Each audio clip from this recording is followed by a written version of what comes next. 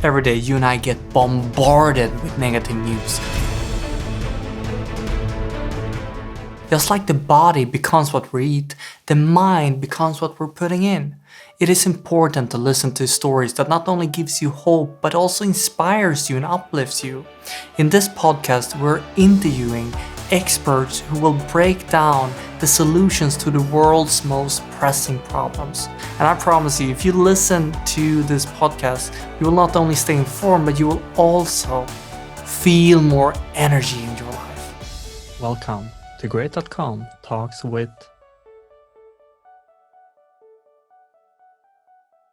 Great.com is a philanthropic project where we're donating 100% of the profit towards the most effective cause areas like protecting the rainforest, funding climate change to technology. And if you want to help the mission that we are doing right now, the best thing that you can do is to subscribe to this channel. And the topic of today is empowering women to end poverty. Empowering women to end poverty.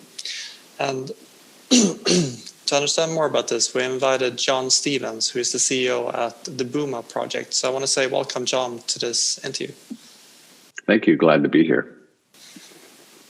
John, what would you say that the problem that you guys see in the world and that you're trying to solve? Yeah, the problem we see in the world is quite specific, and that we look at a very specific form of poverty that is the most destructive for humans. And we focus on fixing that. And I think, maybe the first thing I'd say about the Boma Project is that unlike some other nonprofits in the world that work on a number of things and do that very well, we have decided that our focus has to remain on this very specific problem and the people experiencing that problem. We find our greatest impact is when we focus on that and really just see that to the end. So we look at the world, we look at extreme poverty. I think it's important to step back for a second and say, well, poverty is poverty, right? There's poverty all over the world, and it's kind of this big nebulous incurable thing, or it's just, there are poor people in Africa and rich people other places. We don't see it that way. First, let's talk about extreme poverty. And we're talking about a very specific category of poverty where, under $1.90 a day comes into that household. And very often, women we work with may be earning less than 30 US cents a day. So right there, we're talking about destitute poverty. And why that type of poverty is, kind of called out for special attention is that when you hear the stories about suffering and what's going on, when you start to look into that and understand the dynamics of what's happening, what you see is that because of such a small amount of household earning, people have no ability to save. They can barely meet daily needs. And yet shocks will come into their life. Sometimes those shocks come in the form of droughts. Sometimes they come in the form of a sick child. Sometimes it's, needs that are a bit out of reach, like school fees. But regardless, what you see is that in extreme poverty households, families do their best to get through, and then they're hit with shocks and it takes them back to baseline. And then they start all over again. And you start to see that in extreme poverty, that's just a repeated cycle of people barely making it and then getting hit with a shock that takes them back. And so there is no progress out of that. There is no ability for people to move through that without assistance. And that's where we come in. We said, effectively in this community, how do you help that household get through that? And I oftentimes say to people like, imagine you're trying to get to Mars and you have a rocket ship. You've got to blast off of the Earth and you've got to fight that gravity. But there will be a moment where you reach that threshold, where you push through the Earth's gravity, and then you continue on that trajectory on your own. You don't have to keep firing the engines. What we try to do is push people through push them through that moment, help them build up an income stream, help them with the savings so that they can survive that next shock, and basically get out of the gravitational pull of extreme poverty. So ending that form of poverty is critical because that's where people are suffering. When we talk about, the mortality rate of kids under 5 dying, when we talk about people starving to death, that's that community of extreme poverty. That's why it's so important to end that. And you look at the numbers, Africa alone, 400 million people living in extreme poverty. So if extreme poverty was a nation, it'd be a big nation. It's not a small group of people. It's not a few people here or there. It's a major, major demographic just on the continent of Africa. So again, the importance is that it's, this form of poverty is life-threatening, and there's a huge amount of people living like that. And so it's so critical that we work with them. It really helps to understand when you said helping to get people through the gravity pull of poverty. A really vivid image with the space. Yeah. I do think it's one of the challenges we have as an organization is helping people understand poverty, and from your country, from my country, we have poverty, but it's very different, I would say, than the poverty experienced in northern Kenya or northern Uganda.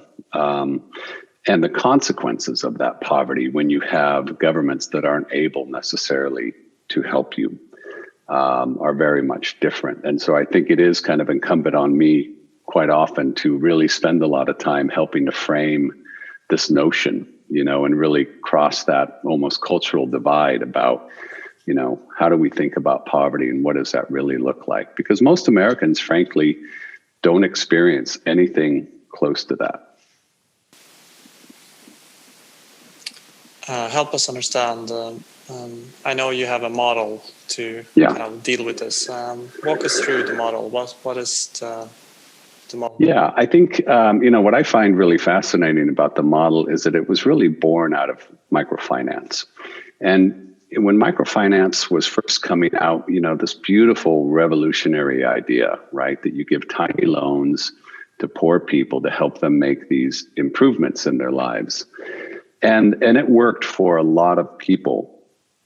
But in Bangladesh, in some of those early years, they kept finding that there was a group of people that just were never paying back their loans.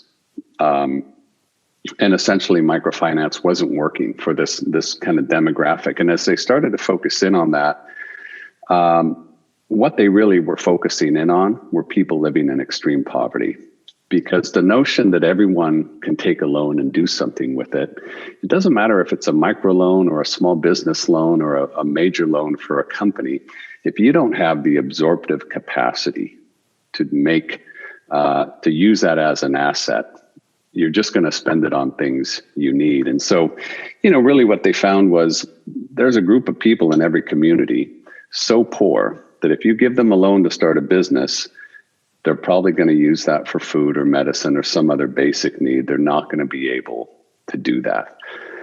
And so, what I think was really smart is they said, okay, well, how could we work with these people? Or what would it take to bring that household up to a point where we could give them a loan and then see some progress?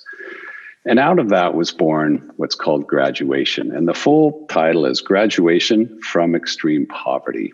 And it's really just a set of outcomes and methods around taking a very vulnerable and fragile household and pushing them through that more extreme part of poverty to a place where they're more prosperous and more able to keep moving forward. So again, it's all about how do you push a person or a household over that gravitational event horizon of poverty, and so they can keep moving forward.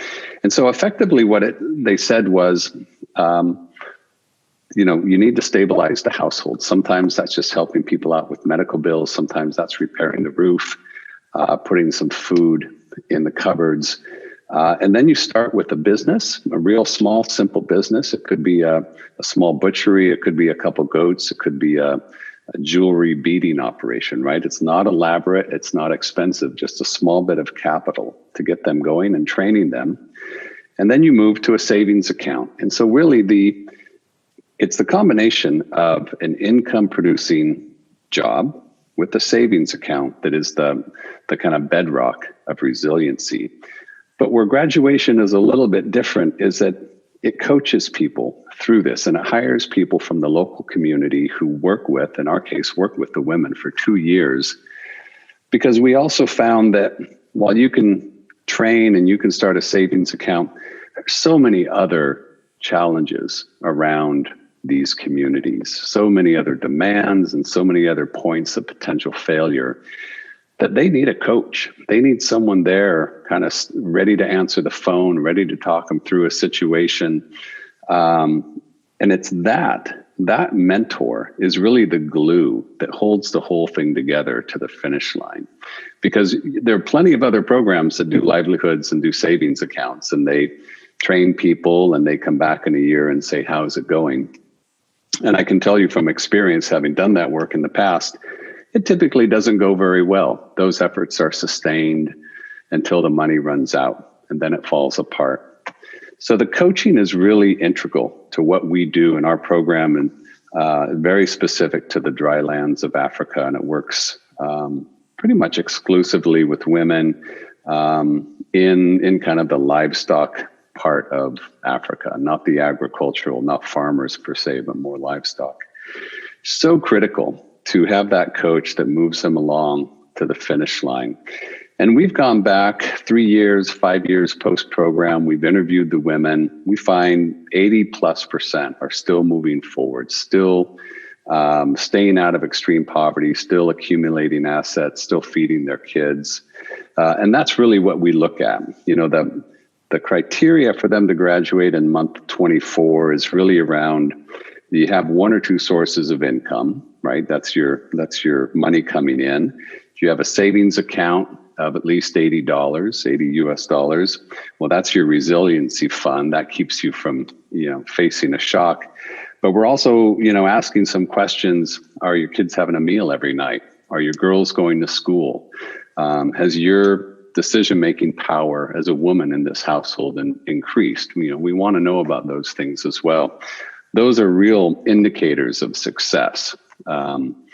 Because we could have a great program, everything looks good financially, but if kids aren't getting fed, or if girls aren't going to school, then something's still wrong that we would have to go back and take a look at. So, I would say effectively it's a 24-month coaching program that helps women, build up the skills they need to run a business and save money and improve their lives. And we see from the evidence we collect, and we do collect a lot of evidence, about 90 to 95% of women graduate from the program, and 3 to 5 years later, about 80% are still maintaining those improvements in their lives. So, I would challenge pretty much any other development program in the world to show results like that. It's rare that you have that much success in a development program. And I think it just speaks to the strength of the model and the strength of coaching and how important that is in behavior change. So you're saying that in a group of people that we tried microloans, which wasn't working. Now this Boma Project is an alternative that has shown results of 80% are still in business after these 2 first initial years of coaching on how to run the business. Yeah, I would say about 90 to 95% are doing good at month 24. So at the 2-year mark, and that's where we kind of sign off. That's where the program ends. But we've come back 3, and 5 years after that and said, how are you doing? And we still find that about 80% are still thriving. Now, what's interesting is that, these women are, once they have the confidence and the skills and some working capital, they're mavericks. I mean, if the situation was different and they were in Silicon Valley, they would be running big shops, right? Because they're kind of fearless, they're super smart, And we see, when we go back and visit some of the groups that graduated a few years back, we'll hear stories about how they will come into a livestock market with a handful of goats, and through the course of an afternoon kind of sell and make a profit and buy more animals and come out and eventually sell all of the animals they accumulated, buy their original goats back and have a bag full of cash and leave the livestock market. Like, they are players. And I think it just goes to show that, there's enormous capacity. We look at the extreme poor, we think about poverty as a charitable act where we need to give them things and always kind of feed them because they're unable to feed themselves. When in fact, if we just say, let's just get down to brass tacks and give you the skills and the capital you need to be self-reliant, you see that, and the women take that and they run with it. And I think it really challenges these notions of humanitarian aid and assistance. And, you look at the World Food Program spending $8 billion feeding people in all these different nations. And of course, hunger is real and they need that. But what if they spent 1 billion more on self-reliance and started to turn that tide and say, what if we imagine a future where we're not feeding all these people in a decade, that they're taking care of themselves? And I think that's the question development needs to be asking. And that's certainly, what we live by at Boma in terms of the work we do. And you do have had some recognition for this kind of model already. Just name some of the recognition that you've gotten so far. Yeah, we work, we receive funding right now from USAID and through a number of different programs. In the past, we've received funding from the British UK Aid or DFID. We received funding from the Bill and Melinda Gates Foundation and a few others. So we have a lot of big institutional support. And I think this kind of leads to, perhaps your last question, which is, what's the call to action? What do we want people to come away with? And, where I always start is I want people to understand that poverty is just a state of being that people can move out of easily. People are not poor. There are not poor people. There are people experiencing extreme poverty, and there's a solution. And I think 50 years ago, the aid community, the development community, didn't really think that way. It was still more in the charitable mindset. And I think we need to really change that and say we can push people through that moment quite quickly and quite effectively. There's solutions, there's tools, and there are ways to monitor the evidence so that we know it's working. And I've talked a lot to people about, this moment we're in with the pandemic. And what has been fascinating is that in under a year, 50 vaccines are in development. Probably a handful are being used around the world. I mean, that's kind of mind-blowing, right? That what usually took 10 or 20 years was done in about 9 months. But yet we need 5 billion, 6 billion vaccines, right? And syringes. So it wasn't the innovation that really was the challenge. It's the distribution. It's the scaling of that solution. And when you look at graduation, our big challenge is that, we have the model. We know it works. Now we need to do that with 400 million people, and how do you do that? And we've developed some strategies working with governments, working with other partners to train them to do this work. So it's not just on us. But I think, what we need from people is on the political side, really looking at nonprofits and questioning, making sure that they're delivering on their results and saying, is this an effective investment in human capacity and not just thinking about charitable giving? And then we need support. Frankly, we need people to come to the website, learn about what we're doing, and support our work and support our efforts to scale. That's really the critical juncture we're at. We've got the solution, we've got the vaccine, now we need to replicate. And that's what it's going to take to knock out extreme poverty in the next 10 or 20 years. And the website would be bomaproject.org if you want to check yes. it out. Right. I'll be happy to wrap this up. It's very clear so far what you're saying. Is there anything that you think we missed that you want to add? I would probably just add that, Boma Project works exclusively with women because we have found, the evidence really tells the story that we empower women and they take care of the household and the children and nutrition and education and passing those skills along. So we invest in women because it's so powerful, because they are such powerful agents of change. And again, we tell that story with data and evidence all along the way. I just really encourage people to take a few minutes, look at our website, understand the methodology, but also come away with this notion that development is an investment in humans, and we can make that case, and we can really prove it, with the dollar amount that it takes to change someone's life and transform their experience. To summarize, how do we change the world's mindset from charitable giving to actually graduating from extreme poverty from self-sufficiency? Could I summarize? Yeah, I think, it starts with the person when, you've got $1 to give to your favorite nonprofit. I think it's fair to say, tell me how this is transforming someone's life. Tell me how this is making a change, and can you prove that? Can you show me the evidence?